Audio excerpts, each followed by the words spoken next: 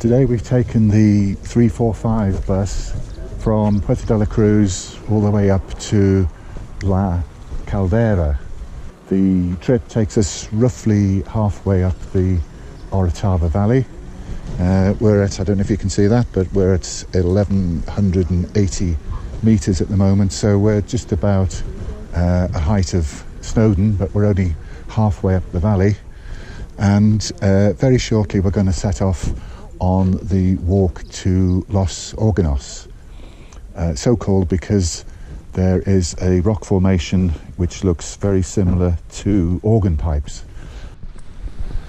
The area is known as La Caldera because indeed there is a caldera here. It's more or less over on the right there, hardly recognisable as a caldera at the moment. It's much overgrown, but I guess it was once one of the subsidiary cones of the volcanic area of Tenerife. We're now on the Pista de Montepina, and as one of the guidebooks described it, this really is a motorway for walkers. It's about this wide all the way along, and it takes people very quickly into the forest, and it's surprising how quickly you lose everybody else and you end up just walking on your own. We're just coming up to a bend in the Pista now, and just over there is one of the many chota, I think the pronunciation is, in the forest, which is just like a little picnic area. And off to the right of that is the Caldera path, which takes you right over the ridge to the other side of Tenerife.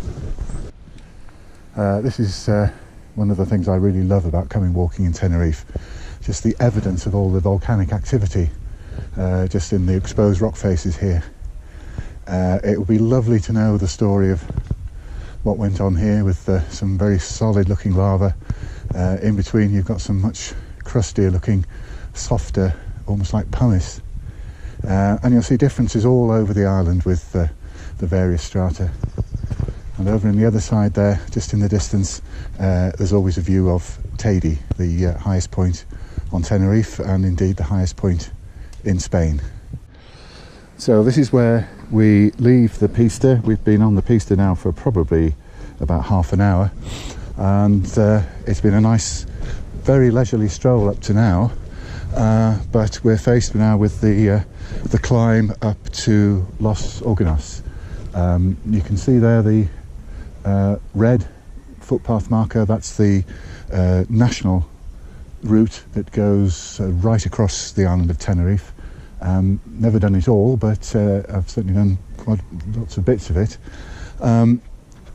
So we head up here now. This, when I first started doing this walk, it was hardly signed at all, and as you can see, it's a much smaller path in every way. There probably won't be too much talking for me up here because I'll be doing too much puffing and panting. But if you can do this sort of route, it does save an awful lot of time. You can carry on the Pista, and the forest roads wind up eventually to the top, but this way is much more direct. The walk uphill is pretty much in three sections. You think it's two because of the flat bit before the third section, which is a bit naughty, but there we are. So this is the end of the first section. Let's take you onto another quarry road, but there's no respite for us because we have to take the second section, which starts just here.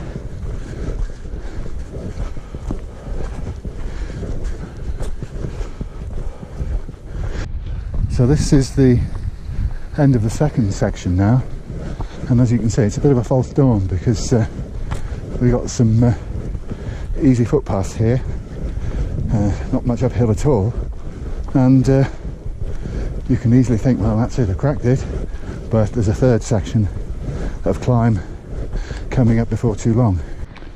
So here it is, we're starting the third section now. It looks fairly innocuous, but it does get a bit steeper than this. The good news, however, is that at the top of the third section we go through something called the Stone Gate, or we call it that. It sounds a bit like something out of Lord of the Rings, but it is a stone gate, and that's where our lunch point is. So here we are at the Stone Gate, made the ascent, 57 metres of altitude, so we're not far off 300 metres from the pista, and that's our lunch point over there. So now we finished lunch, just having a look round at the lunch point, and as you can see the cloud is rolling in a bit, which might be a problem for us on the way down. When I say a problem, no real problem, it just means that the views that we were hoping for might not be there. Tady was visible just a few minutes ago, but it's gone into the cloud now, so we'll just have to see. We're just a few minutes into the going along the top now, as it were, from the Stone Gate and the luncheon point. As you can see, the views are spectacular up here. Lovely view of Tady above the cloud, and then just to the left you can see the cloud mixing into the forest there, looking fantastic. Well, as you can see, the clouds are rolling in a little bit and making the forest look even more mysterious and beautiful. I think it's great when you see sights like this, and it's nice to be above them, I suppose, rather than underneath them. Still, we're still in sunshine, so we're going to carry on now on the downward path. Well, as you can see, we've dropped a few metres now. We're actually in the cloud, although the sun's still coming through the top, and it's a very moody prospect now, and it's also completely silent. I'll just shut up for a second or two so you can experience just how quiet it is.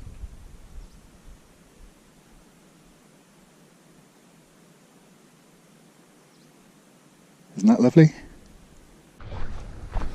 Basically what you're doing on this walk is to go around the head of each of the barrancos in the valley side below the ridge. A barranco is like a small valley, I suppose, or cleft. So you just head along and then around the back of the barranco and up towards the other side. Sometimes you come on one of these paths and you can't see where the path goes. You really think, well, there can't be a path over there, and then sure enough, when you get there, there is one. So we can see now, we're just going to drop down here to the head of the barranco and then turn in the opposite direction down the other side. Now this is probably the best lookout point on the whole of the Los Organos walk. As you can see, unfortunately not today, which probably means I'm going to have to come back up again and do this walk again, but that's no chore, because the view from here on a good day is absolutely fantastic. You can see right the way down to Puerto La Cruz and the Atlantic Ocean beyond. So unfortunately we have the cloud today, but I do like the sight of the trees just appearing out of the mist there. I think that's a sight in itself. Now, some guidebooks warn you against this walk, particularly if you suffer from vertigo, and this little section is the reason why.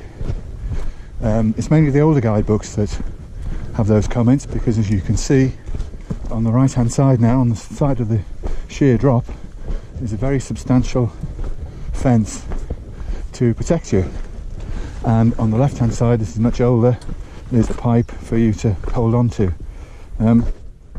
It is sheer down. You can have a look. Down it goes.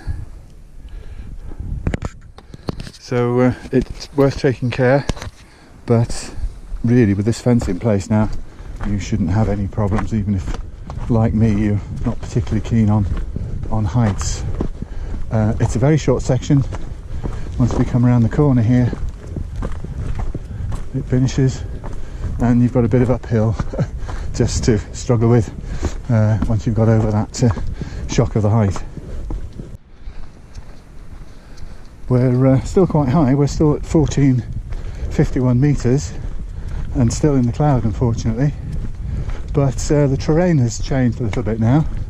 Everything's a bit gentler, and the trees, as you can see, are nowhere near as old as the trees that we've been coming through.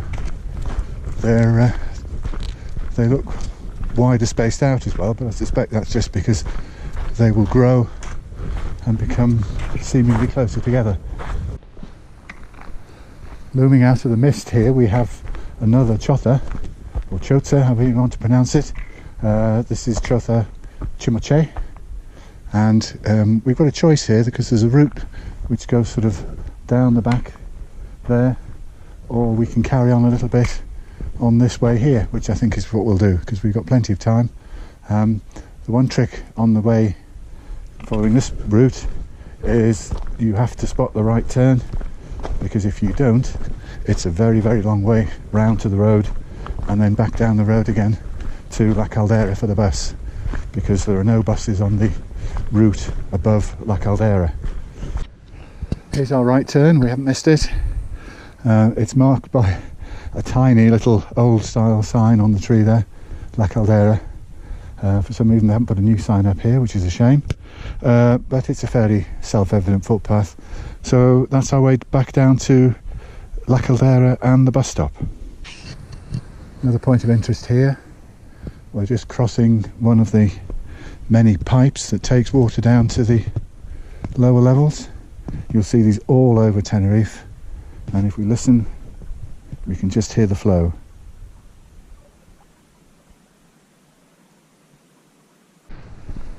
So there we are. That's the car park at La Caldera. I can't see a green bus, but never mind, there won't be one too long. I think it's about every 20 minutes. So I hope you enjoyed that walk.